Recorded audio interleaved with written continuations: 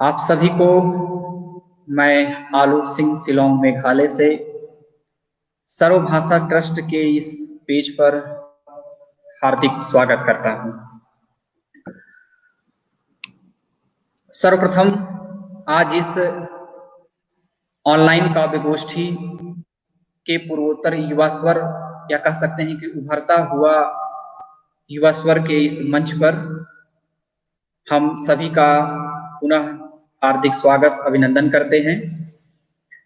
इस कड़ी में सबसे पहले मैं सर्वभाषा ट्रस्ट के अध्यक्ष वरिष्ठ साहित्यकार व भाषाविद अशोक लवजी का मैं हृदय से आभार प्रकट करता हूं, धन्यवाद ज्ञापित करता हूं कि उन्होंने पूर्वोत्तर के इस क्षेत्र को अपने मंच पर हमें जगह प्रदान किया।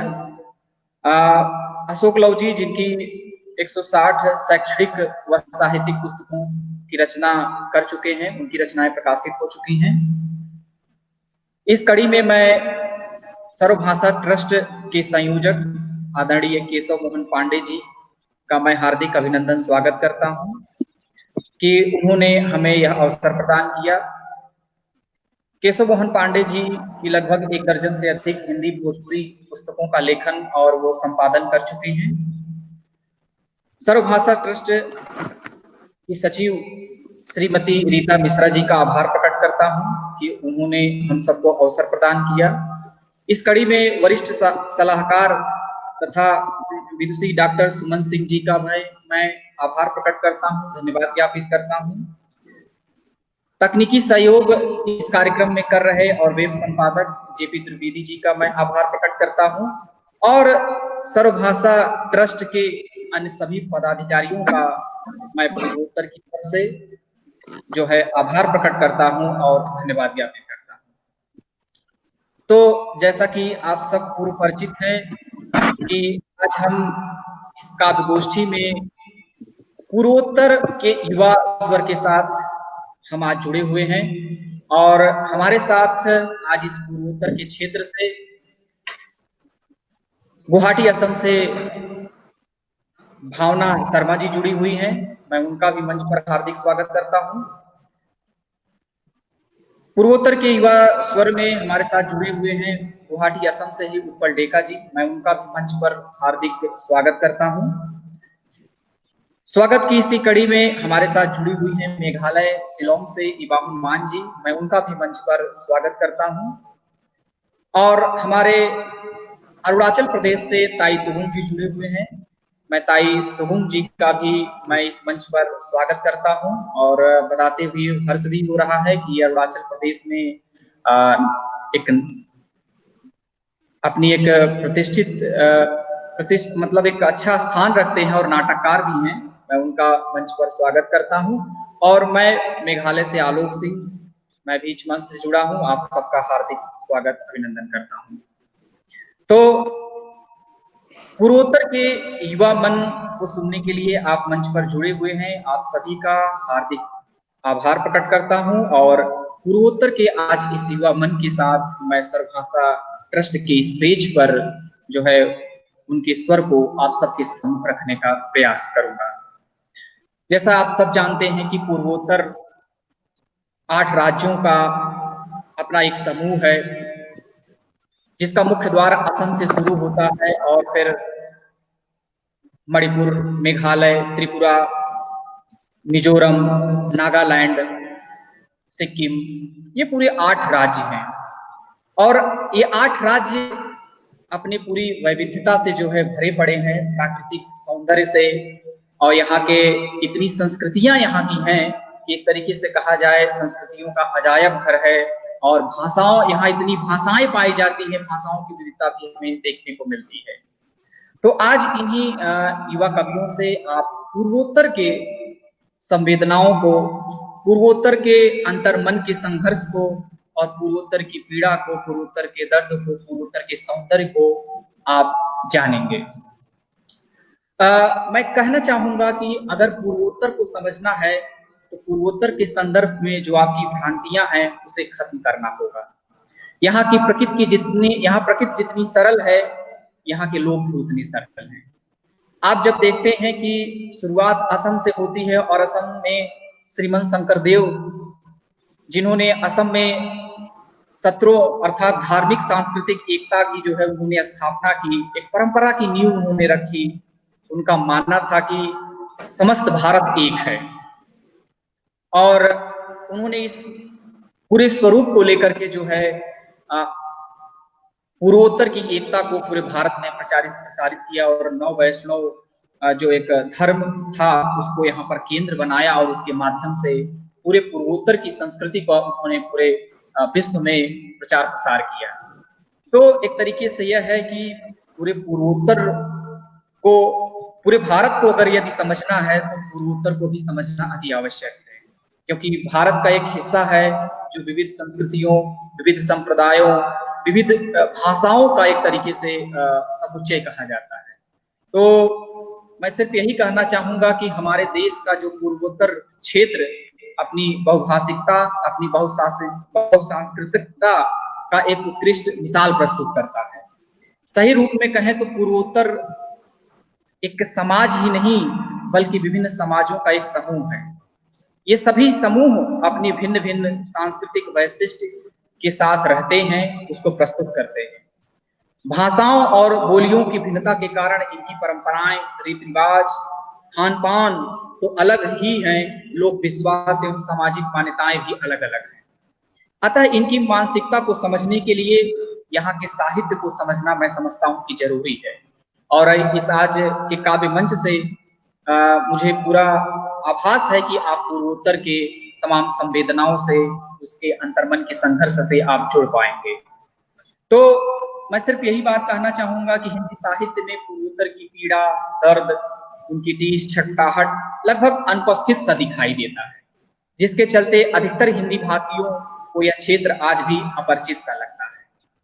तो एक पूर्वोत्तर में रहने के नाते मैं ये कहूंगा कि पूर्वोत्तर इतना खूबसूरत, इसके 8 राज्य हैं कि यहाँ की प्राकृतिक सौंदर्य जो है मन को मोह लेते हैं। और एक जो भ्रांति फैली होती है कि पूर्वोत्तर में जाना एक तरीके से खतरे से भरा हुआ है, ये ऐसा कुछ नहीं है। पूर्वोत्तर के लोग बहुत सहज हैं, सरल हैं और बहुत ही उनका अंतर्मन बिल्कुल साफ है।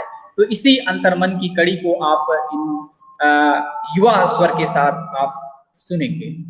तो मैं कार्यक्रम का शुभारंभ करता हूं और इस मंच पर सर्वप्रथम कवि के रूप में आमंत्रित करता हूं गुवाहाटी असम के युवा कवि और अनुवादक उत्पल डेका जी को मैं सर्वप्रथम मंच पर आमंत्रित करता हूं अपनी कविता पाठ के लिए।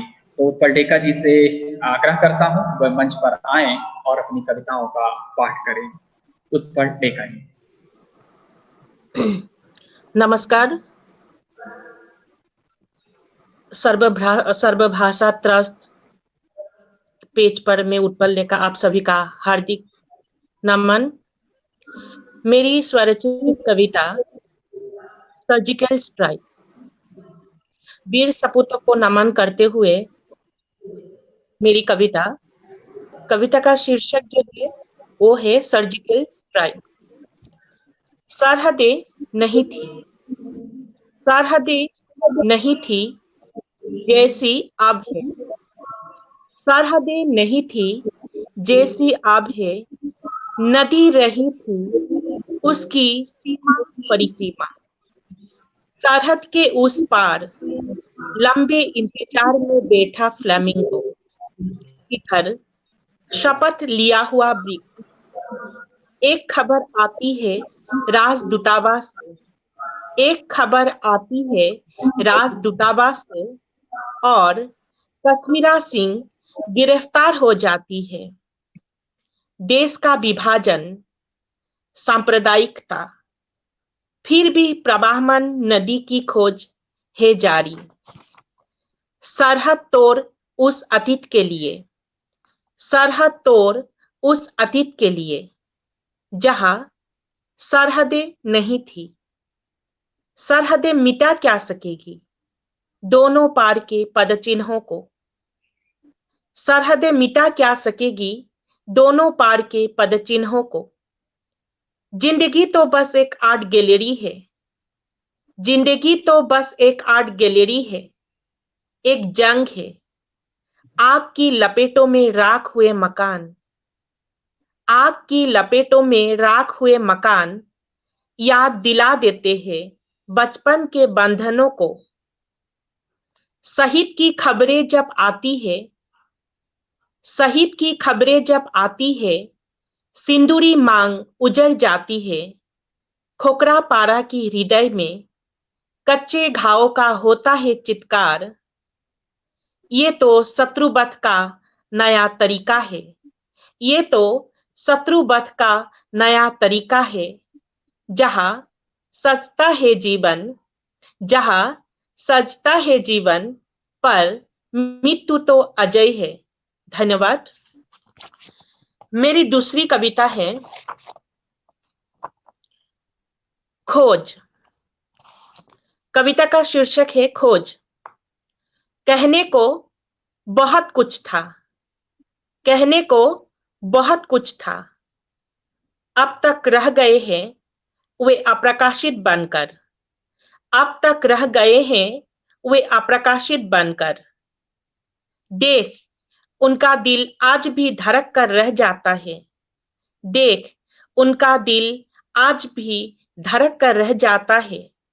कैलाश सत्यार्थी की डायरी के पन्नों में, कैलाश सत्यार्थी के डायरी के पन्नों में बच्चों का टंगा हुआ भविष्य मुस्तकिल, बच्चों को मजदूरी और दुखों की हवा सताती रही है, बच्चों को मजदूरी और दुखों की हवा सताती रही है। देश को नोबेल मिलने के बाद भी, बच्चों को मजदूरी और दुखों की हवा सताती रही है, देश को नोबेल मिलने के बाद भी। धन्यवाद।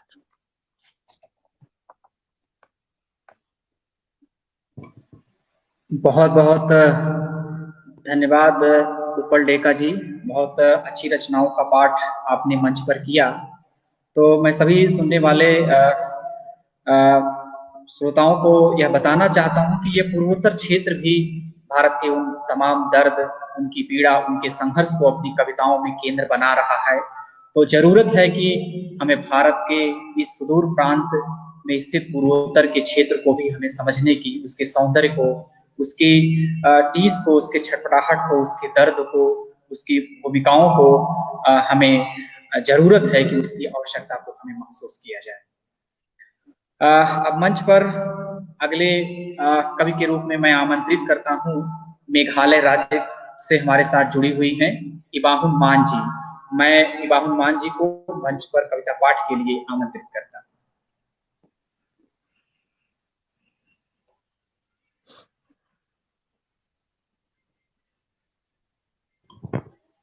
इबाहुन जी आपकी आवाज नहीं आ रही।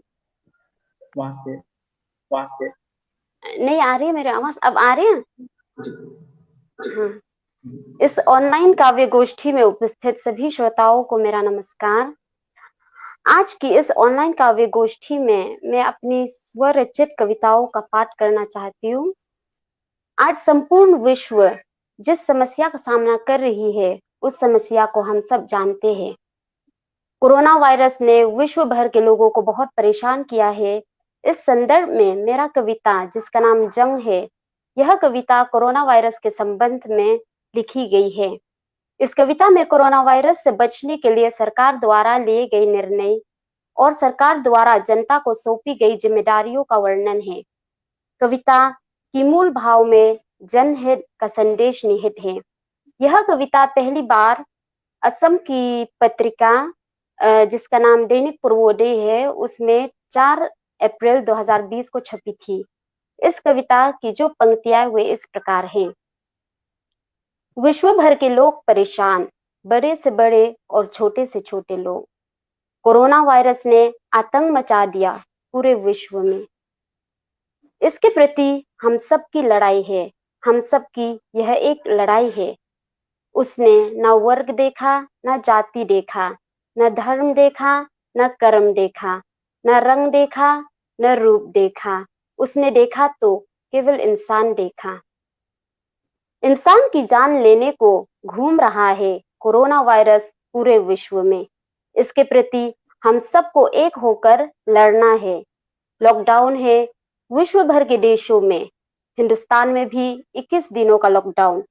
परेशानियां तो है, पलायन, बेरोजगारी और रोजमर्रा की आर्थिक समस्या की। सरकार समस्याएं को सुलझाने में व्यस्त।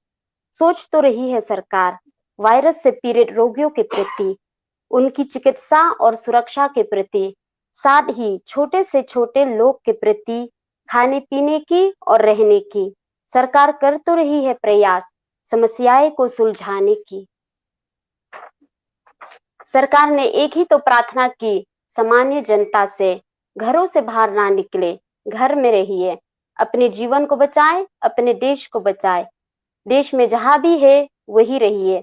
सरकार की यही विनती है देश के हर नागरिकों से। कोरोना वायरस से बचने का यही उपाय है। इस जंग को जीतने का यही तरीका है। सोशल डिस्टेंस बढ़ाएं, खुद को बचाओ, परिवार और देश को बचाओ। कोरोना वायरस के खिलाफ हमारी जो जंग है उसे हम जीत सकते हैं। घर में रहिए, देश के प्रति हमारी जो जिम्मेदारी है उसे निभाइए। डरने की बात नहीं, अपने घरों में ही रहे, इसे अपना एक लक्ष्य माने। देश बच सकता है। ऊपर वाले पर विश्वास रखिए, वह हमें बचा सकता है। हमारे जंग की जीत के जिम्मेदार हम खुद हो सकते हैं। थोड़ी लापरवाही से जान जा सकती है। समय आ गया है एक साथ मिलकर हम सबको एक विचार के साथ इस जंग को जीतना है, मानव जाति को जिताना है। नए सुंदर पल हमारी प्रतीक्षा कर रहे हैं। उन सुंदर पलों तक हमें पहुंचना है। हमें डट कर इस लड़ाई का सामना करना है जब तक यह जड़ से नहीं उखड़ती। 21 दिनों तक ही नहीं, लॉकडाउन के बाद की भी लड़ाई है जिसे हमें समझना है। हम सबको मिलकर तब तक लड़ना है जब तक यह मर नहीं जाता, समाप्त नहीं हो जाता। मेरा अन्य कविता का नाम तीरथ सिंह है। तीरथ सिंह अंग्रेजों के शासनकाल में स्वतंत्रता संग्राम के वीर सैनिक रहे थे। मेघालय की खासी समाज की इस वीर सैनिक ने बिना किसी डर के अपने समाज के लोगों की रक्षा के लिए अंग्रेजों के विरुद्ध आवाज उठाए थे। स्वतंत्रता प्राप्ति के लिए वे अंतिम दिनों तक अंग्रेजों के विरुद्ध लड़ते रहे और आज भी खासी समाज उनके याद में और उनके सम्मान के लिए प्रति वर्ष 17 जुलाई को तीरथ सिंह डे बहुत हर्ष और उल्लास के साथ मनाते हैं। अब मैं इस कविता की पंक्तियों को आपके सामने प्रस्तुत करना चाहती हूँ, जो कि इस प्रकार है। अंग्रेजों के शासन तुमको पसंद नहीं, अंग्रेजों का आधिपत्य तुमको पसंद नहीं, तुमको पसंद नहीं उनकी नीतियां, तुमको पसंद नहीं उनकी गलतियां। अपने हक, अपने अधिकार के लिए उनसे लड़ते रहे तुम अकेले अकेले। खासी समाज तुम्हें प्यारी, खासी समाज तुम्हें न्यारी। अपनी लोगों के लिए, अपनी भूमि के लिए उनसे लड़ते रहे तुम अकेले अकेले। सिर झुकाया नहीं तुमने, क्षमा मांगा नहीं तुमने उनसे, उन अंग्रेजों से जो झुकाना चाह रहे थे तुम्हें। तुम अटल रहे अपने विचारों पर, मान अपना रख कर उनके विरुद्ध लड़ते रहे तुम अकेले अकेले। खासी समाज के स्तंभ हो तुम, खासी समाज के अभिमान हो तुम, खासी समाज के गौरव हो तुम, मृत्युजय हो तुम, मृत्युजय हो तुम जैसे वीरों को शत शत नमन, तुम जैसे वीरों को शत शत नमन। बहुत बहुत धन्यवाद आलोक जी। बहुत बहुत धन्यवाद रोहन जी, आपने अच्छी रचना और यहाँ के स्वतंत्रता संग्राम सेनानियों का, जिनकी बहुत ही महत्वपूर्ण भूमिका थी भारतीय स्वाधीनता आंदोलन में, उन तीरथ सिंह को आपने याद किया। और बहुत सारे ऐसे पूर्वोत्तर के स्वतंत्रता संग्राम सेनानी हैं कि जिनकी, चाहे वह मणिपुर हो, चाहे नागालैंड हो, चाहे असम हो, चाहे त्रिपुरा हो, मिजोरम हो, जो पूर्वोत्तर के 8 राज्य हैं, सारे स्वतंत्रता संग्राम सेनानियों की भारत की स्वाधीनता में एक बहुत ही महत्वपूर्ण योगदान था। तो हमें इस नाते पूर्वोत्तर को अब समझने की आवश्यकता है, पूर्वोत्तर को जानने की आवश्यकता है, यहाँ के साहित्य को, यहाँ के समाज को, यहाँ की संस्कृति को। तो आगे बढ़ते हुए अब मैं मंच पर आमंत्रित करता हूँ, हमारे साथ जुड़े हुए हैं अरुणाचल प्रदेश के रहने वाले और वहाँ के प्रसिद्ध नाटककार और युवा कवि ताई तुगुम जी हमारे साथ जुड़े हुए हैं। मैं ताई तुगुम जी को कविता पाठ के लिए मंच पर आमंत्रित करता हूँ। ताई तुगुम जी। क्या आप सुन पा रहे हैं? जी हेलो। जी आवाज आ रही है आप? हेलो, आवाज आ रही है? अच्छा। आप सभी को बहुत बहुत नमस्कार। मेरे यहाँ थोड़ी बहुत तकनीकी परेशानी है। मैं तहे दिल से आपका आलोक जी का मैं शुक्रगुजार हूँ कि आप लोगों से मैं परिचित होने का मुझे अवसर मिल रहा है। वक्त न जाया करते हुए मैं एक छोटी सी कविता आप लोगों के साथ साझा करना चाहूंगा। कविता का नाम है साजिश। पूर्वोत्तर भारत है और जाहिर सी बात है यहाँ बहुत सारी बातें हुई है। कुछ ना एक्सप्लेन करते हुए सीधा कहना चाहूंगा, जख्मी है धरती है जख्मी आसमां, जख्मी है धरती है जख्मी आसमां, आवो हवा मजबूर मजबूर है इंसान, आवो हवा मजबूर मजबूर है इंसान। गूंगों को पता ही न था कि उनमें जुबां भी है। यहां शातिर साजिशें होती रही, मिटाने वाली नीतियां बनती रही। उनकी जुबां में हम बोलें और उन्हीं की जुबां में उन्हीं की आंखों से हम देखें। परत दर परत सब खुलने लगी है, चेहरे से नकाब उतरने लगे हैं। सेवक हितैषी बनकर आए थे, तीसरी शक्ति से डराते थे और घुटन को आदत बताते थे। पहचान हमारी मिटाते थे। सब कुछ खुल सा गया है, सेवा का नाम लेता है। अब रोशनी मिलने लगी है, जुबान पे सच आने लगी है। सच को कुचलना चाहा था, ये कुचला नहीं जाता है, कांटे काटा नहीं जाता। मुझ अकिंचन का क्या विसात ही क्या है।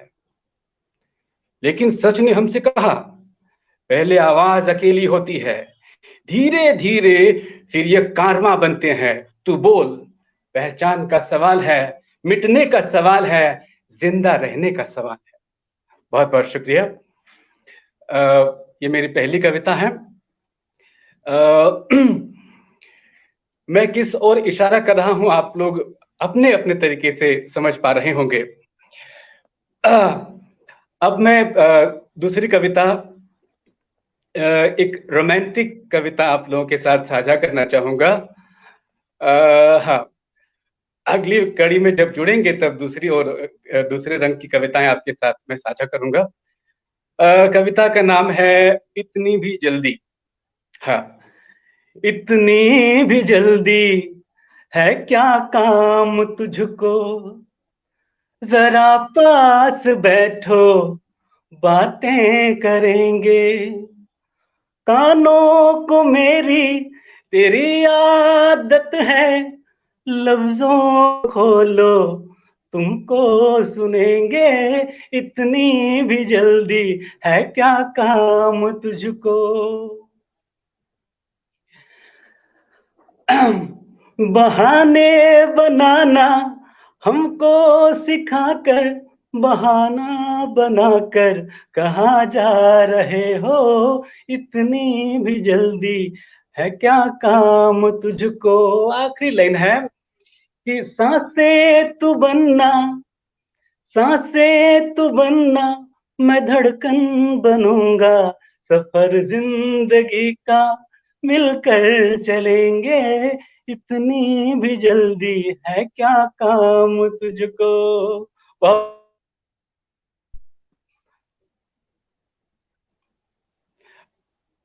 आलोक जी, आप सुन पा रहे हैं? आप लोग सुन पा रहे हैं?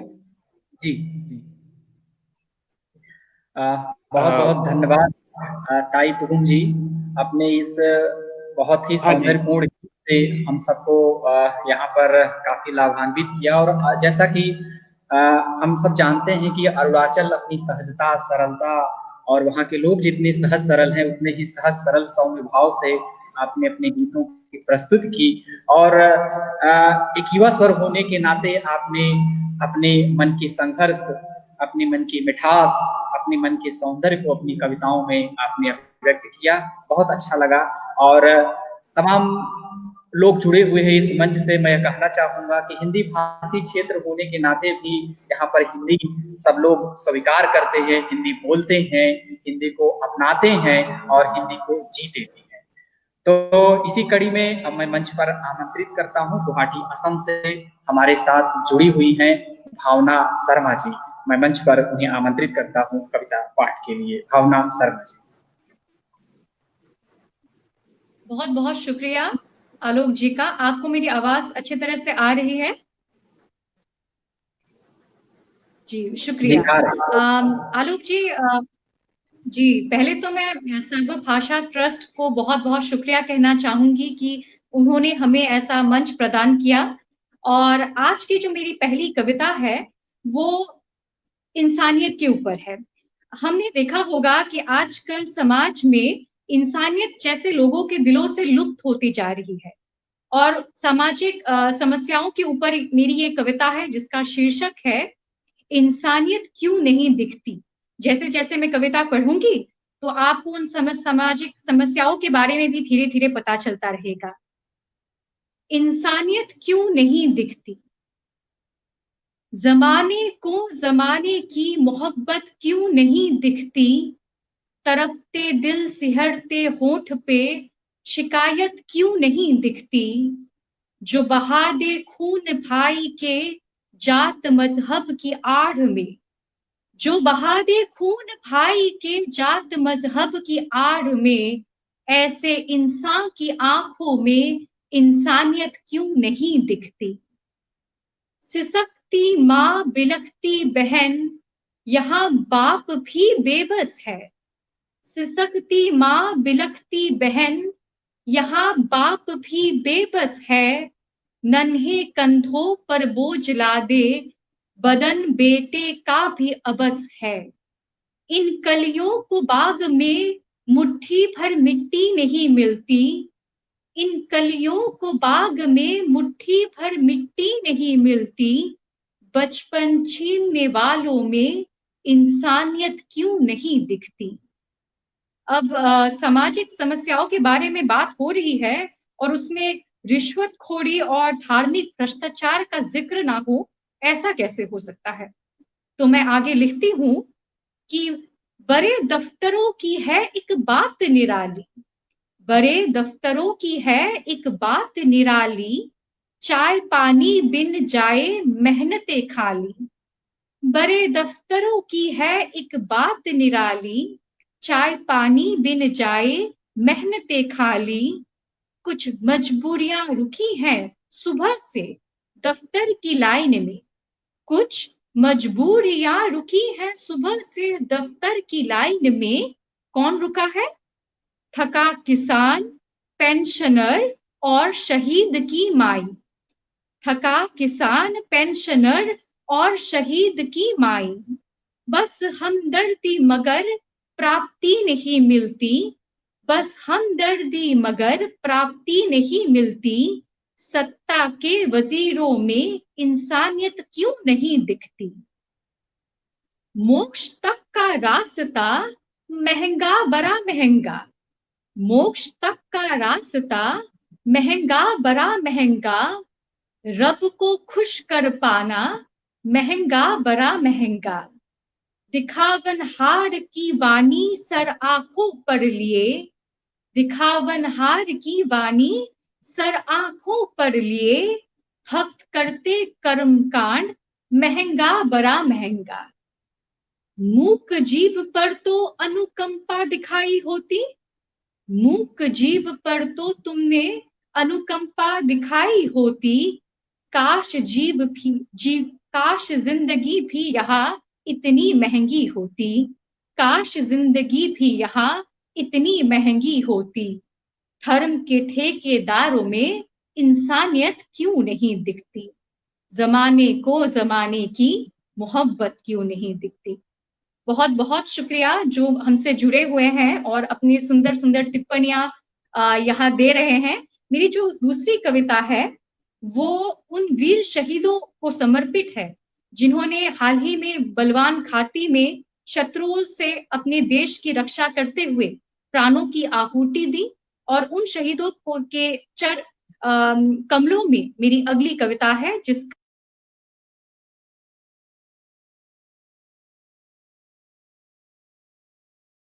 शीर्षक है बलिदान गाथा।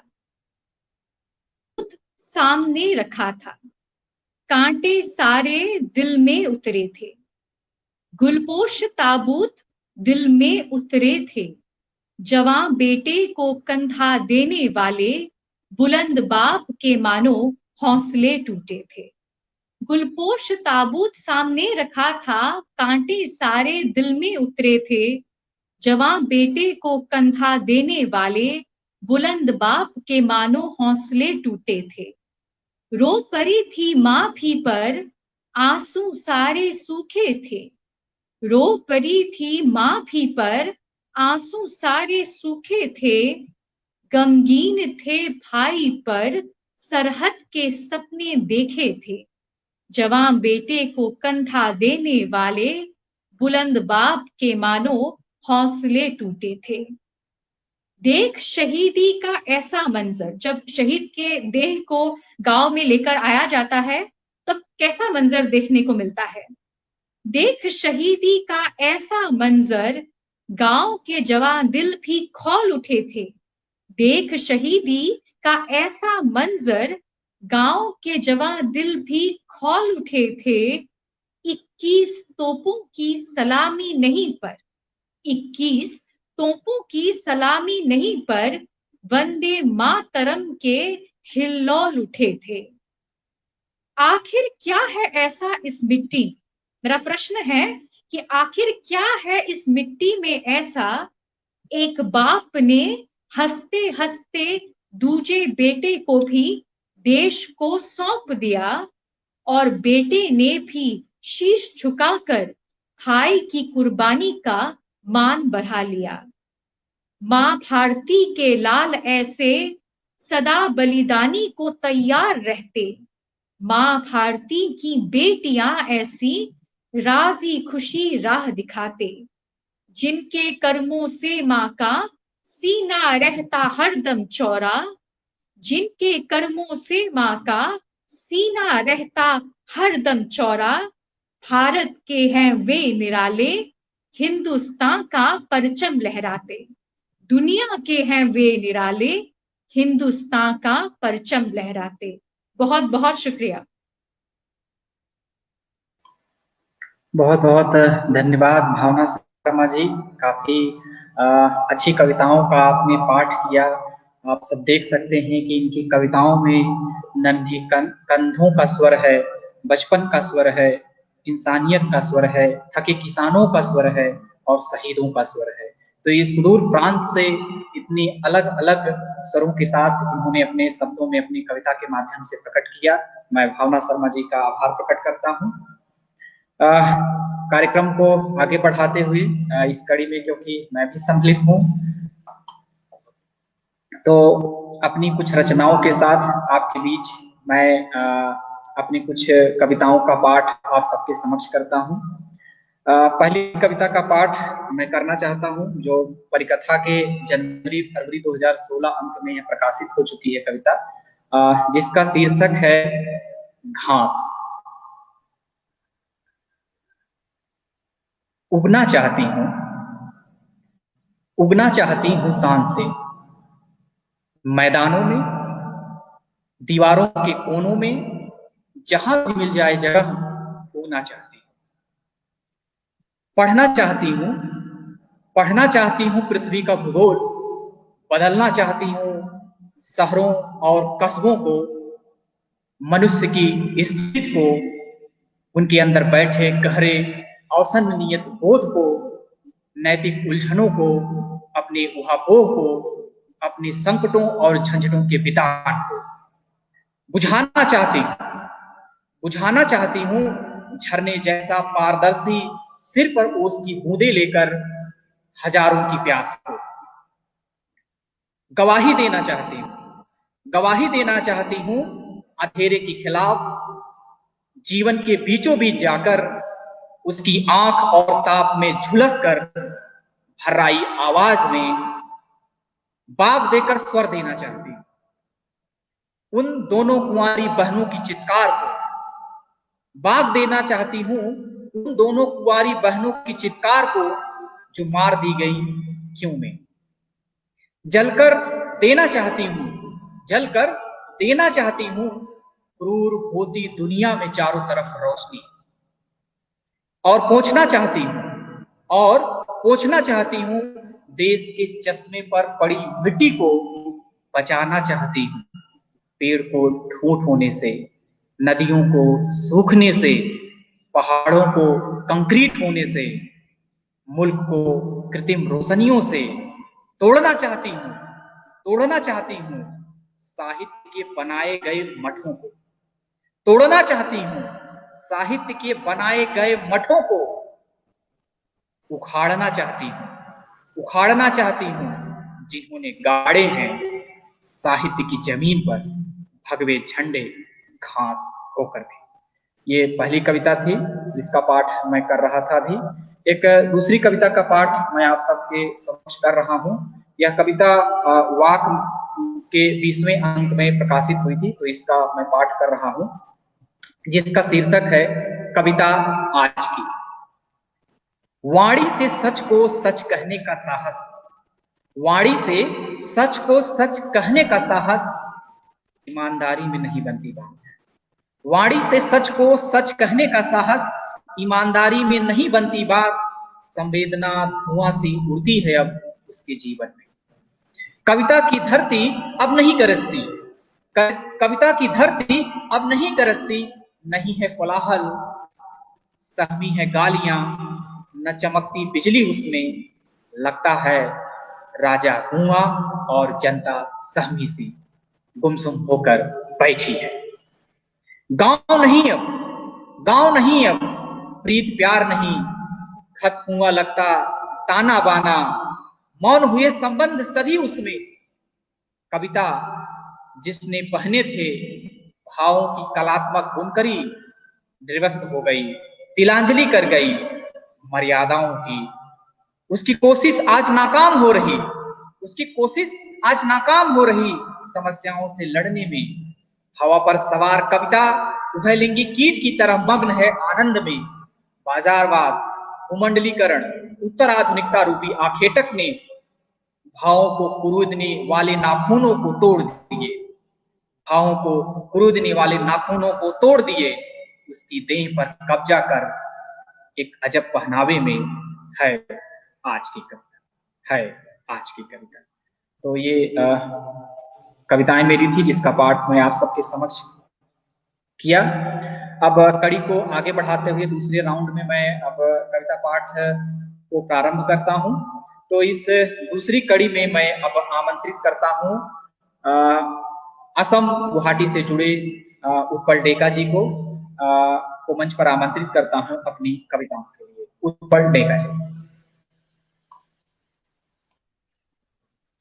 नमस्कार, फिर से आप सभी का मेरा नमन।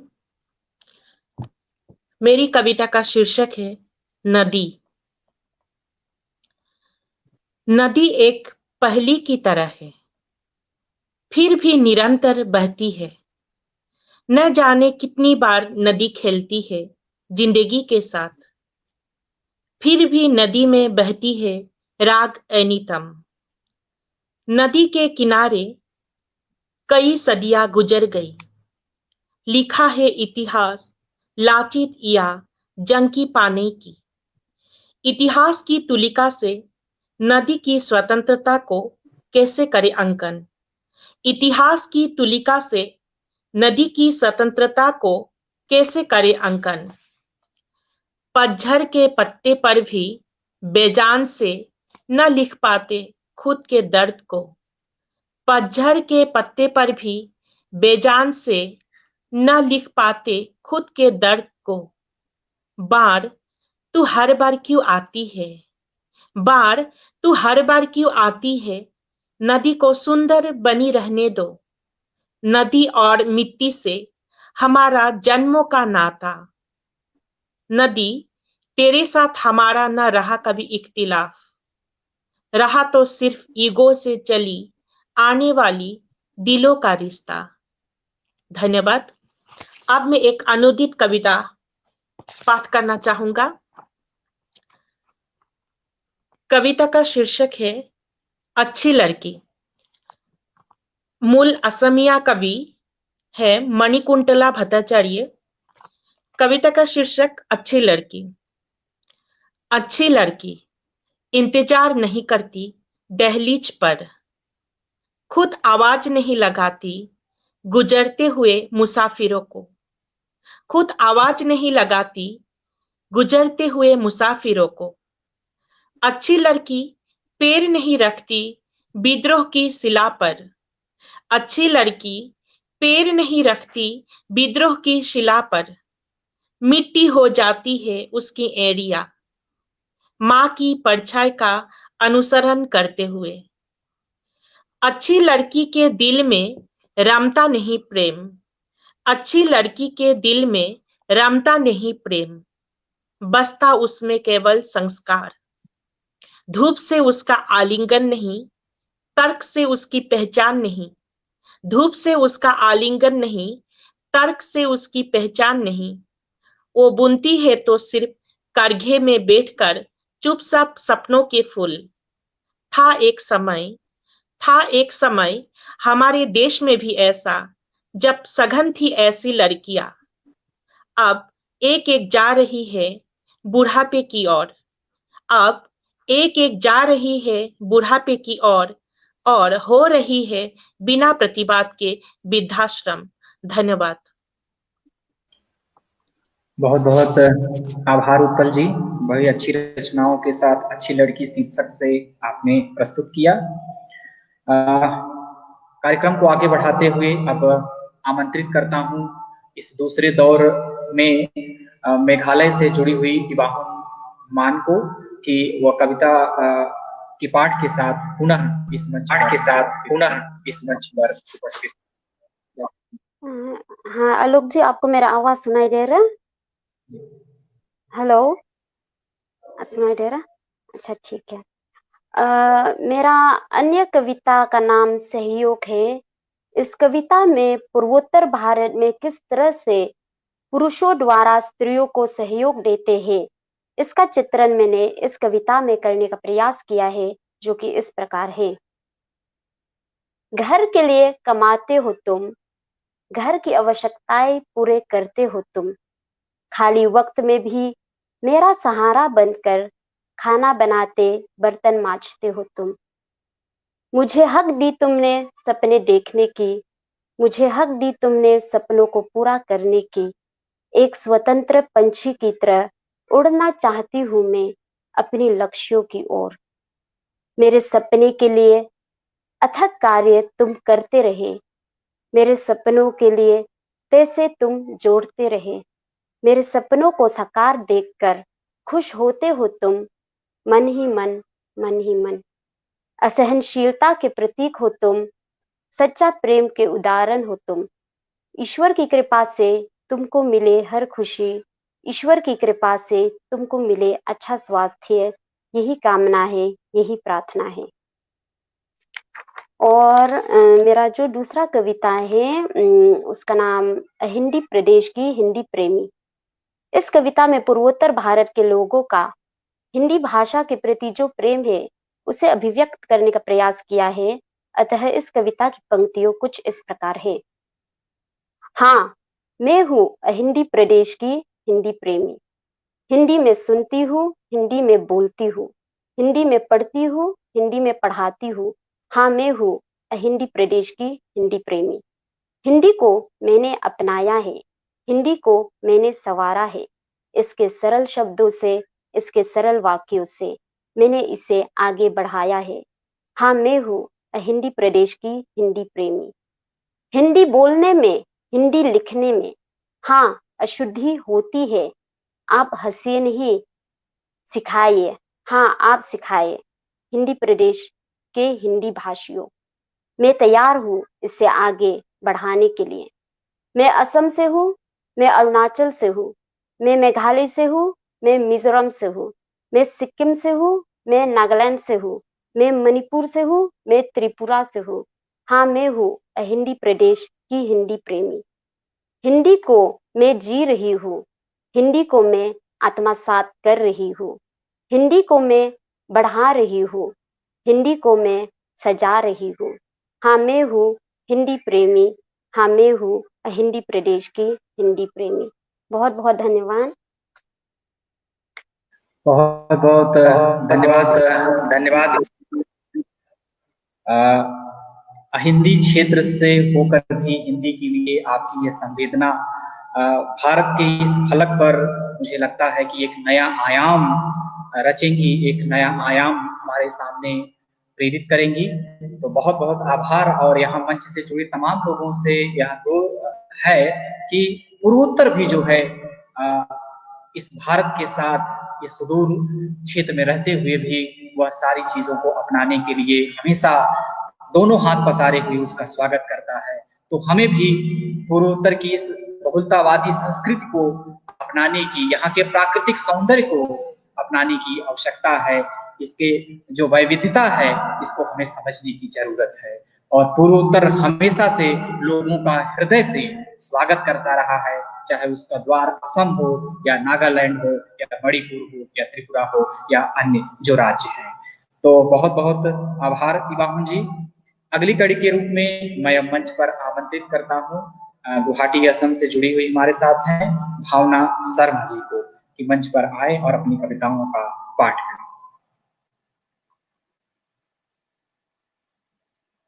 आवाज भावना जी आपकी नहीं आ रही है जी। अभी आवाज आ रही है आपको मेरी? जी, बहुत बहुत शुक्रिया दोबारा ये मौका देने के लिए। और आज उत्पल भैया ने एक कविता सुनाई जो कटाक्ष है औरतों के ऊपर, जो कविता मूलतः है। उसके बाद कि अच्छी लड़कियां कैसी होती हैं, फिर नारी संबंधित कविता थी। फिर इबाहुन जी ने भी बहुत एक सुंदर कविताएं सुनाई। पर मेरी जो आज की कविता है, अगली कविता है, वो है एक अभागन की आग, जो नारी के ऊपर होते हुए अत्याचारों के ऊपर है। और अंत में नारी जो है, नारी जाति जो है, इस पितृ सत्तात्मक समाज की तरफ कुछ प्रश्न खड़े करती हैं। उनके ऊपर कुछ बातें मैंने रखी हैं। अभागन की आग। बन रहे मंदिर राम के और सीता जल रही यहाँ, भारत माँ को निराश कर बोलो मुंह छुपाए कहा। नर्क के कोठे खाली कर सब दरिंदे बस गए यहाँ, रक्षक ही भक्षक जहां बने शोषण से मरती बेटियां।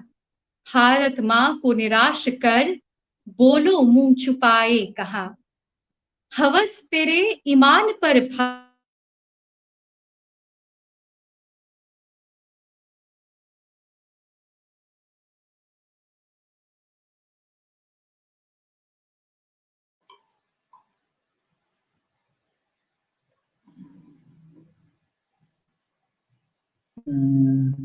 भावना शर्मा जी।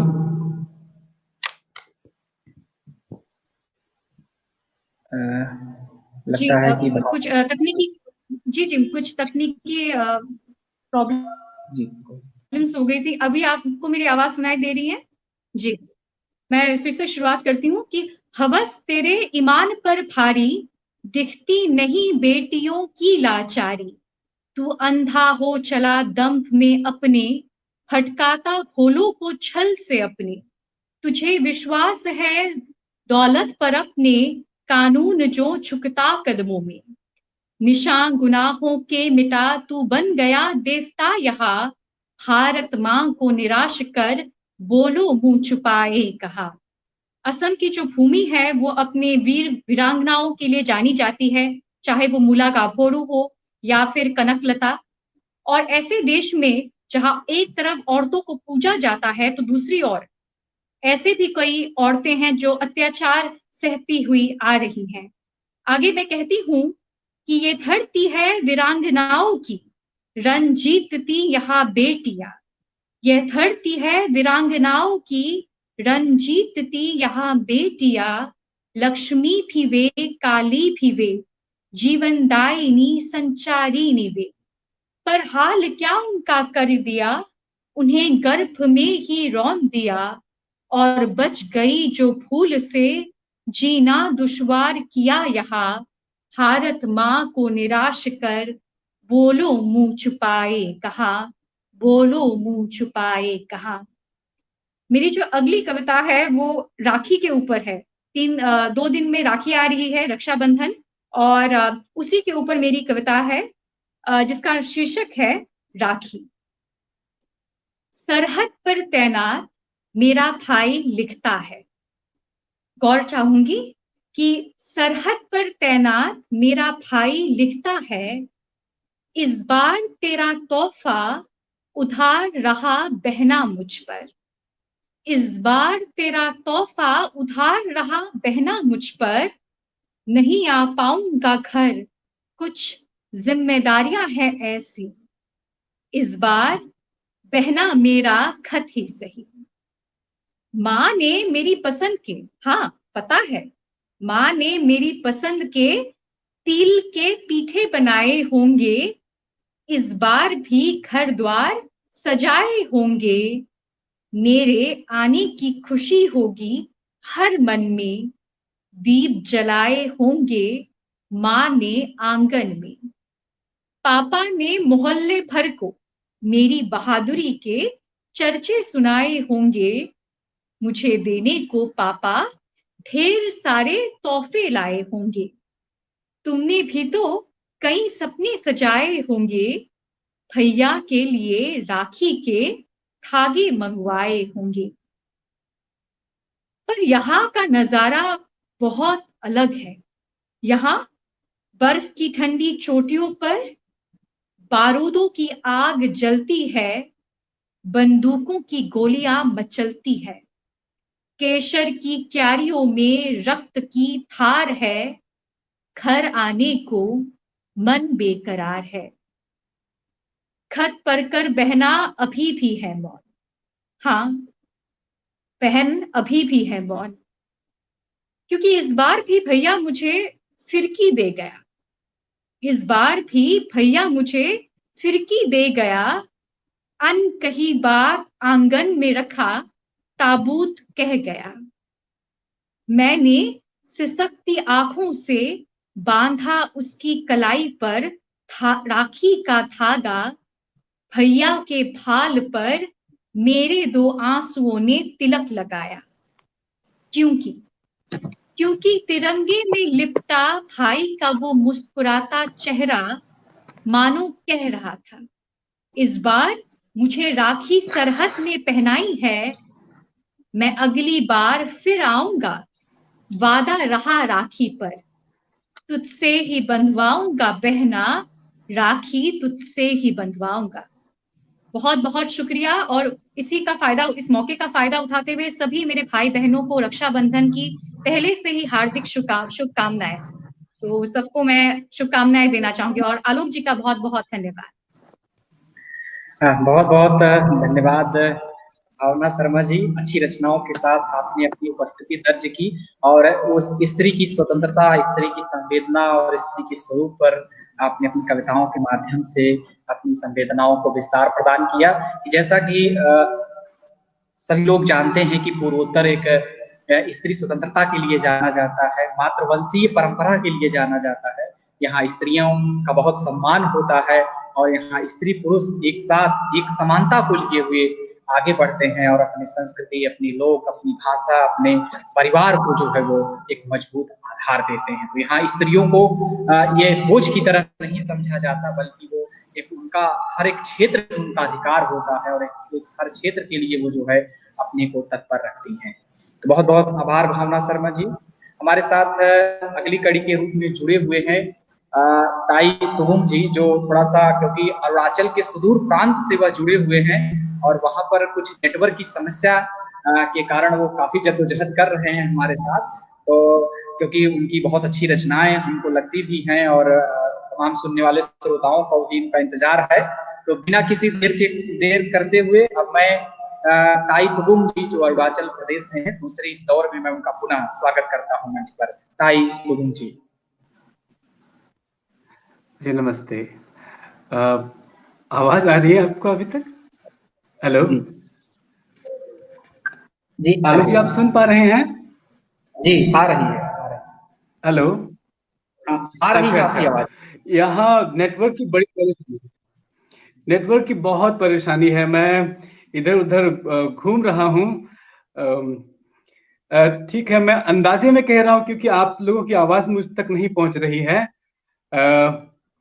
चलिए मैं कुछ और कविताएं आप लोगों के साथ साझा करना चाहूंगा।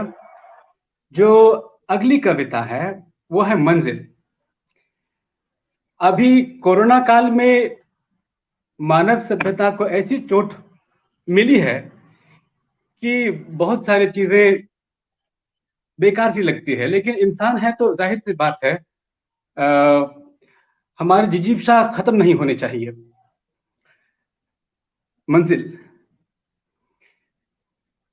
निराशा की कहानी क्यों लिखूं, आशा की किरण क्यों ना लिखूं, मुरझा कर क्यों बैठूं, खिलने की कोशिश क्यों ना करूं, भागने का विकल्प क्यों देखूं, लड़ने का जिद क्यों ना पालूं, आंखों में अश्क क्यों भरूं, मेहनत का पसीना क्यों न बहाऊं, झिझक के पर्दे को हटाकर आत्मविश्वास का तान क्यों न छेड़ूं, रक्त बनते जलते हैं उम्मीद की रवानी क्यों न जीऊं, कमजोर है पैर, थके हैं, हारे हैं, अपने लिए एक आखिरी कदम क्यों न बढ़ाऊं, इंसान है, मूल्यहीन क्यों बनूं, जीने का कारण है, मेरे होने का वजूद क्यों न खोजूं, ऐ जिंदगी मेरे हुनर से मुझको मिला दे, जिंदा रहने का मुझको मकसद बता दे, मेरी मंजिल का मुझको बता दे।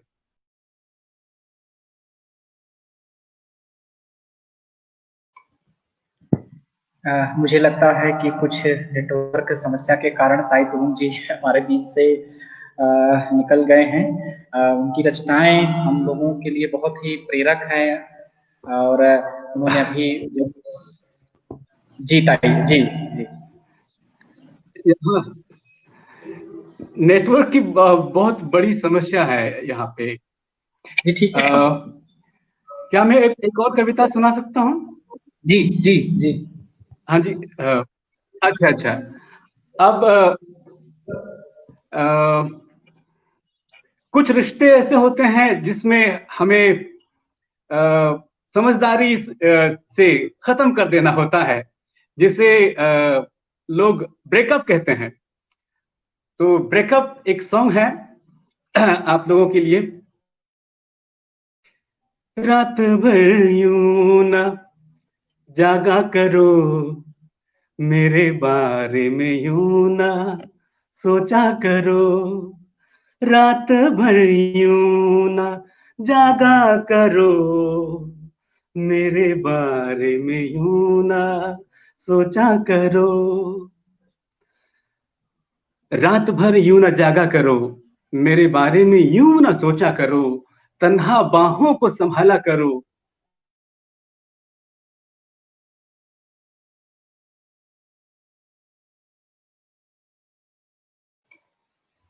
लगता है कि कुछ नेटवर्क की दिक्कत के कारण ताई तुगुम जी पुनः हमारे बीच से निकल गए, क्योंकि एक युवा मन के कवि हैं, युवा स्वर हैं, तो जाहिर सी बात है कि तो तमाम सौंदर्य उनकी कविताओं में जो है वो दिखाई पड़ते हैं, वो स्वर हमें सुनाई पड़ते हैं।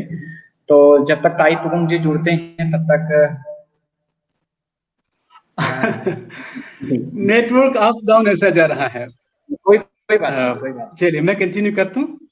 जी ओके, हाँ, तो मैं समय जब तक ठीक है। कविता का नाम है, गजल कहें कि कविता कहें, रात भर यूं ना जागा करो, मेरे बारे में यूं ना सोचा करो, तन्हा बाहों को संभाला करो, मेरे बारे में यूं ना सोचा करो, बीती बातों को भुलाया करो, मेरे बारे में यूं ना सोचा करो, मेरी राहें इस ओर है, तेरी राहें उस ओर है, मेरी राहें इस ओर है, तेरी राहें उस ओर है, जिद्दी है दिल तो मनाया करो, जिद्दी है दिल तो मनाया करो, नम आंखों से यूं ना रोया करो, लंबी आहों को संभाला करो, जीने की शर्तों को माना करो।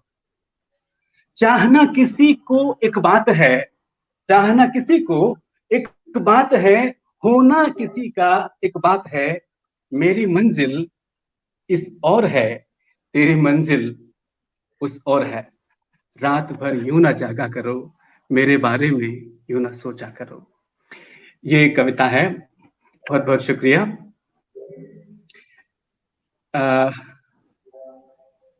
क्या एक और मैं सुना पाऊं? जी जी जी जी। आलोक जी, आप सुन पा रहे हैं? हाँ, एक गीत मैं चाहता हूं कि आप एक गीत की प्रस्तुति आपके द्वारा। हाँ जी जी। हाँ जी, यहाँ एकदम नेटवर्क बहुत स्लो है, तो मैं फिर से ये बहुत एक विषय शब्द, कविता का नाम है शब्द औजार है, शब्द औजार है, कविता का नाम है शब्द औजार है। शब्दों की खेती होती है, शब्दों की खेती होती है, बीज है ये छिलका नहीं है, बोए उगाए जाते हैं, शब्दमाला के दाने हैं जिसे पिरोए जाते हैं, शब्द पुर्जा है, औजार है जिससे हथियार बनते हैं, शब्द बारूदी कण है विस्फोटक मारक होते हैं, कोमल पैनी तरंगमय तीर लकीरों से चलते हैं, कुशल शोधक जानते हैं शब्दों को पाला जाता है, शीतल कला का वाहक है, क्रुद्ध हुंकार का चालक है, कोरे पन्ने के स्याह लकीर मूंद कंठ के ध्वनि चिन्ह आवाज बन जिंदा होता है, ध्वनि लकीर रूप पाता है, भीतरी दुनिया को जानते हैं, यह खंजर है, यह काटता है, जो जैसे प्रयोग करें उसे वो मान दे, अपमान दे, खुशी दे, दुख दे, सांत्वना दे, सफलता दे, विफलता दे, प्रयोग करता जान ले, शब्दों की जिम्मेदारी होती है। शब्द सुकून है, भीतर धोता है, शब्द तीर है, चुभता है, कभी जुबान से, कभी कलम से, कोमल पेनी तरंगमय यात्रा कुशल शोधक जानता है, साधक का हुक्म शब्द मानता है। शब्दों के शहद में मत आना, अर्थ के पर्दों को परख लेना, लफ्जों से कलम से दिखता है, भीतरी मायनों को टटोलना होगा, उससे तटस्थ परिचय होना होगा, लहजा, भंगिमा, मुद्रा सब संग रहता है, माहिर, शातिर, साधु सब रंग रहता है, आवाज का ढंग बता देगा इरादा है क्या, पन्नों में सजने का क्रम बता देगा है क्या, असाधारण शक्ति का पुंज है, समझ कर संभल कर फेंकना, टूटने फूटने बनने बिगड़ने का आधार है, शब्द प्रयोग की चालाकी को हमें बूझना होगा, क्योंकि शब्द ब्रह्म है। बहुत बहुत शुक्रिया। बहुत बहुत धन्यवाद ताई। बहुत बहुत शुक्रिया। तो अरुणाचल की जो सहजता है, सौंदर्य है, सरलता है, वो कहीं ना कहीं आपके शब्दों के माध्यम से व्यक्त हो रही है, और एक शब्दों की जो जिम्मेदारी होती है उसका भी आपने बखूबी अपनी कविताओं में निर्वहन किया है, उसको बहुत ही अच्छे तरीके से इस विश्व के पटल पर जो है आपने प्रस्तुत किया है। बहुत बहुत आभार आपका ताई तोहुन जी। तमाम नेटवर्क समस्याओं के कारण भी आपने अपनी बात को, पूर्वोत्तर के उस सौंदर्य को, पूर्वोत्तर के उस सहजतापन को, पूर्वोत्तर के उस सरलता को आपने रखा। बहुत बहुत आभार आपका। एक छोटी रचना के साथ जो है मंच को विराम दूंगा। तो एक अपनी आप सबके बीच एक गजल मैं रख रहा हूँ। अच्छा, बहुत सारे साथी युवा जुड़े हुए हैं और बहुत उनसे उत्साहवर्धन जो मिल रहा है, तो मुझे लगता है कि ये पूर्वोत्तर का स्वर उनके स्वर के साथ जरूर मिलेगा। और ये पूर्वोत्तर के लोग हमेशा दोनों बाहों को फैलाए हुए भारत के तमाम हिस्सों से वो अपने स्वर के साथ स्वर जो है मिलाना चाहते हैं। तो एक गजल के साथ मैं कार्यक्रम की समाप्ति की घोषणा करूंगा। तो गजल प्रस्तुत कर रहा हूं आप सबके समक्ष कि उछालो यूं नहीं पत्थर, हवा को चोट लगती है। कि उछालो यूं नहीं पत्थर, हवा को चोट लगती है। कि उछालो यूं नहीं पत्थर, हवा को चोट लगती है। कि तुम्हारी बेवफाई से वफा को चोट लगती है। कि तुम्हारी बेवफाई से वफा को चोट लगती है। अगला इसी में बंद है कि हमारा प्यार जिंदा है किसी के दिल की धड़कन में। कि हमारा प्यार जिंदा है किसी के दिल की धड़कन में। न काटो प्यार की टहनी, खुदा को चोट लगती है। कि उछालो यूं नहीं पत्थर, हवा को चोट लगती है। अगला इसी में बंद है कि हमारे घर के आंसू से भिगोया आपने दामन। हमारे घर के आंसू से भिगोया आपने दामन। बिखर जाए कहो कितना, सजा को चोट लगती है। कि उछालो यूं नहीं पत्थर, हवा को चोट लगती है। अगली कड़ी है इसी में कि सुबह से शाम देती है हमारी माँ दुआ हमको। कि सुबह से शाम देती है हमारी माँ दुआ हमको। न ढाओ तुम सितम इतना, दुआ को चोट लगती है। कि उछालो यूं नहीं पत्थर, हवा को चोट लगती है। अंतिम बंद है इसी में कि कभी पुरवाइयां आए दरीचे खोल कर रखना। दरीचा कहते हैं खिड़की को। कि कभी पुरवाइयां आए दरीचे खोल कर रखना। कि कभी पुरवाइयां आए दरीचे खोल कर रखना। घरों से लौट जाने पर घटा को चोट लगती है।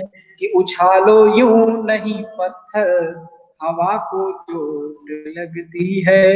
बहुत बहुत धन्यवाद आप सबका।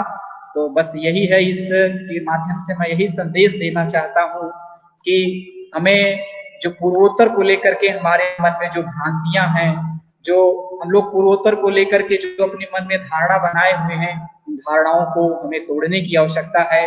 पूर्वोत्तर के सौंदर्य को, जैसा मैं कहता रहा हूँ कि अगर पूर्वोत्तर को समझना है तो पूर्वोत्तर के संदर्भ में जो आपकी भ्रांतियां हैं उसे खत्म करना होगा। यहाँ की प्रकृति की जितनी सरल है यहाँ की प्रकृति, उतने ही यहाँ के लोग सरल हैं। यहाँ प्रकृति का एक सौंदर्य है, पहाड़ों का, बादलों का, पेड़ों का, झरनों का, तमाम यहाँ जो सौंदर्य बिखरा पड़ा है, वो सुंदरता कहीं न कहीं पूर्वोत्तर के इस युवा स्वर के साथ और उन भारत के तमाम स्वरों के साथ, चाहे वह बाल पीड़ा मन हो, चाहे वह स्त्री मन की पीड़ा हो, चाहे मजदूर की पीड़ा हो, चाहे शब्दों की पीड़ा हो, तमाम चीजें आपने इनकी कविताओं में देखा। और यह भी देखा कि अहिंदी भाषी क्षेत्र होने के नाते भी सभी कवियों ने अपनी कविताओं को बहुत ही अच्छे ढंग से, बहुत ही सुचारू रूप से हम सबके समक्ष रखा। तो मैं सर्वप्रथम जो है गुवाहाटी असम से जुड़े उत्पल डेका जी का आभार प्रकट करता हूँ कि उन्होंने इस मंच के लिए समय दिया। गुवाहाटी असम से ही जुड़ी हुई भावना शर्मा जी का बहुत आभार कि उन्होंने अपने बहुमूल्य समय डालकर अपने संवेदनाओं को इस सर्वभाषा ट्रस्ट के पटल पर रखा, उनका भी बहुत बहुत आभार की इस कड़ी में मेघालय राज्य से जुड़ी हुई हिबाहुन मान जी का भी बहुत बहुत आभार कि उन्होंने अपने सशक्त शब्दों के माध्यम से जो है इस पूर्वोत्तर की पीड़ा, पूर्वोत्तर के दर्द और पूर्वोत्तर के सौंदर्य को अपनी कविताओं में रखा। और विशेष आभार भी ताई तुगुम जी का कि तमाम नेटवर्क वजहों से जूझते हुए उन्होंने हम सबके समक्ष अपने विचारों को रखा। बहुत अच्छा लगा कि जो जिस तरीके से अरुणाचल का जो सौंदर्य है, अरुणाचल की जो प्रकृति है, उसी के अनुरूप आपने अपने गीतों के माध्यम से, अपने कविताओं के माध्यम से हम सबको लाभान्वित किया। और इस आभार की कड़ी में मैं सर्वभाषा ट्रस्ट की इस पेज को धन्यवाद ज्ञापित करता हूं कि इस पूर्वोत्तर के युवा स्वर को, इस पूर्वोत्तर के आने वाले भविष्य में युवा स्वर को उन्होंने अपने इस पेज पर एक नए अनूठे पहल के साथ अपने पूर्वोत्तर को जगह दिया। क्योंकि आप सब जानते हैं कि अगर भारत है तो पूर्वोत्तर भी उसमें कहीं ना कहीं अपनी महत्वपूर्ण भूमिका अदा करता है। पूर्वोत्तर का भी इस भारत में अपना एक वजूद है। पूर्वोत्तर को समझने, पूर्वोत्तर को जानने के लिए जिस तरीके से सर्वभाषा ट्रस्ट ने यह आयोजन किया, इसके अध्यक्ष वरिष्ठ साहित्यकार अशोक लव जी का मैं हृदय से धन्यवाद ज्ञापित करता हूँ। धन्यवाद ज्ञापित करता हूँ संयोजक केशव मोहन पांडे जी का कि जिन्होंने हम सब युवाओं को अपने मंच पर आमंत्रित किया, सचिव श्रीमती रीता मिश्रा जी का और डॉक्टर सुमन जी का जिन्होंने हम सबको युवाओं को मंच पर जोड़ा। और इस पूरे कार्यक्रम में तकनीकी सहयोग और वेब संपादक के लिए मैं जेपी त्रिवेदी जी का जो है विशेष आभार प्रकट करता हूं।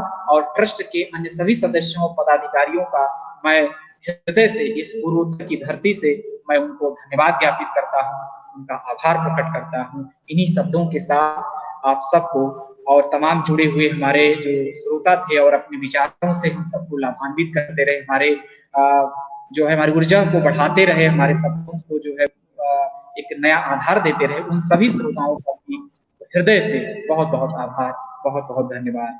आप सबका बहुत बहुत आभार।